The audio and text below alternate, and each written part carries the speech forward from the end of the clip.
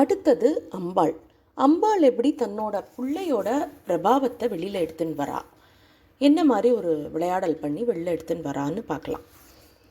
அம்பாள் லலிதாம்பிகையாக சக்தி சேனைகளோட பண்டாசுர வதத்துக்காக போகிறா. அப்போ அவள் கோட்டையில் தங்கின்னு இருக்கா. பண்டாசுரனுக்கு விஷுக்ரன் அப்படின்னு ஒரு ஃப்ரெண்டு. ஒரு நாமா லலிதா சஹஸ்ரநாமத்துலேயே ஒரு நாமா வரும், விஷுக்ர பிராணஹரண வாராகி வீரிய நந்திதா அப்படின்னு ஒரு நாமா இருக்கும். அந்த விஷுக்ரன் அப்படிங்கிறவன் வந்து மாந்திரீக சக்தியில் ரொம்ப கை தேர்ந்தவன்.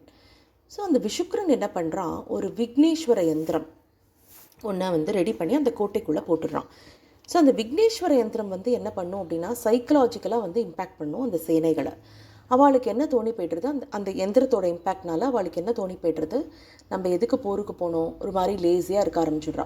நம்ம எதுக்கு போருக்கு போனோம், சண்டைங்கிறது தேவையா, லலிதாம்பிகை வந்து ஏன் நம்மளை லீட் பண்ணணும், லலிதாவுக்கு கீழே நம்ம போகணுமா அப்படிங்கிற மாதிரிலாம் யோசிக்க ஆரம்பிச்சிட்றா.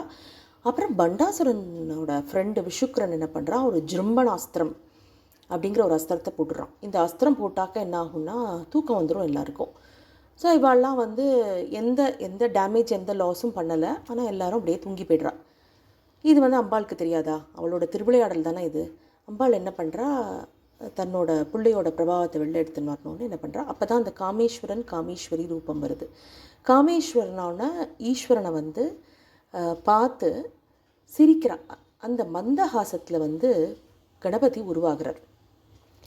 நாமம் ஒன்று இருக்குது, காமேஸ்வர முகாலோக கல்பித்த ஸ்ரீ கணேஸ்வரா அப்படின்னு லலிதா சஹஸ்ரநாமத்தில் ஒரு நாமம் இருக்கும். ஸோ கணேசன் வந்து உருவாகிறார்.